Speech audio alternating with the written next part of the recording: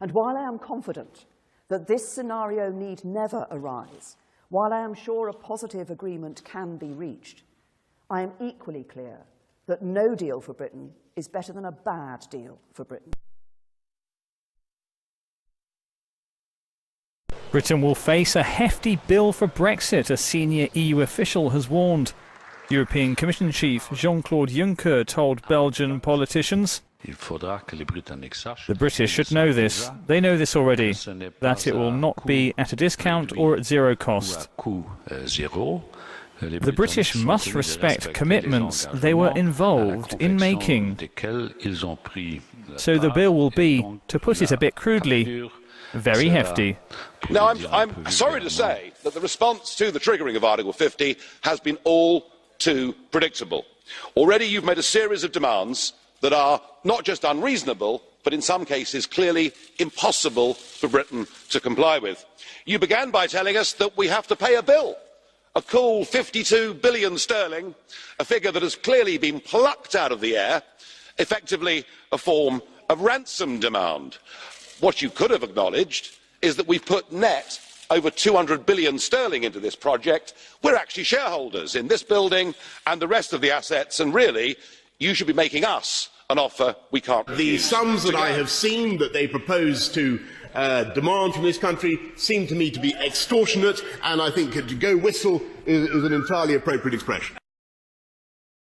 Boris Johnson is legally correct. There's a very good report by the House of Lords European Scrutiny Committee which set out that if we leave without a deal, under EU, international and UK law, we owe no money.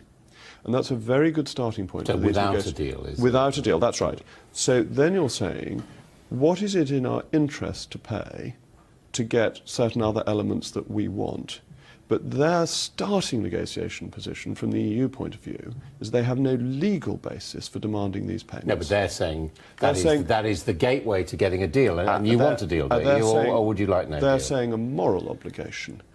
But a moral obligation ranks for less than a legal obligation. No, but they're also saying that's how we can part as friends. I mean, what's your personal view? I mean, we have entered into obligations, haven't we? The obligations cease on the day we leave the European Union. That's completely clear. Even for programmes which are continuing to run? If we want to maintain part of specific programmes, that's clearly different. The Erasmus programme, the Horizon 2020 programme, I have no difficulty with us continuing to contribute to those. There is then a negotiation on what Brexit looks like, and if money oils the wheels, we have it, they want it, but we should make sure we get a great deal in return for that.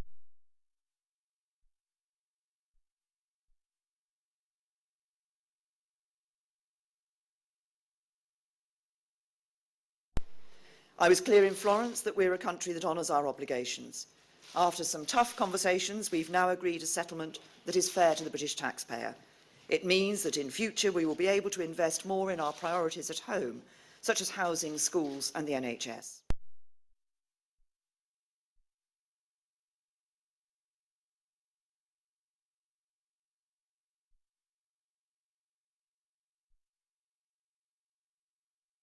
Walk out there. We will be there to negotiate the right deal, but what I have said is no deal is better than a bad deal.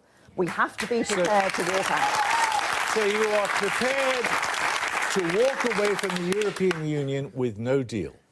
No deal is better than a bad deal. And let me just tell you... That wasn't exactly my question. Yes, my question was, are you prepared to walk away...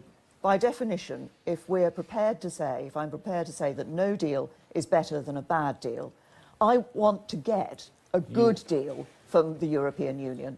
What I don't want is the sort of bad deal that some people are talking about. If you think about it, some people in Europe are talking about punishing us, and that would be a bad deal for us. Some people here in the UK talk as if they're willing to do anything to sign up to a deal with the European Union, and that would be a bad deal for us as well. So we need to negotiate and negotiate hard. to leave the European Union with no deal?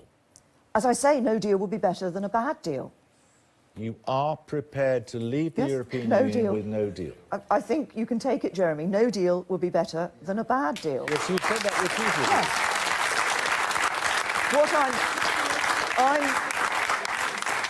What I'm not prepared to sign up to a bad deal for the UK. The first thing to say is we voted to leave and we want a clean break, not a relationship that could go on for possibly decades, certainly in the case of pensions.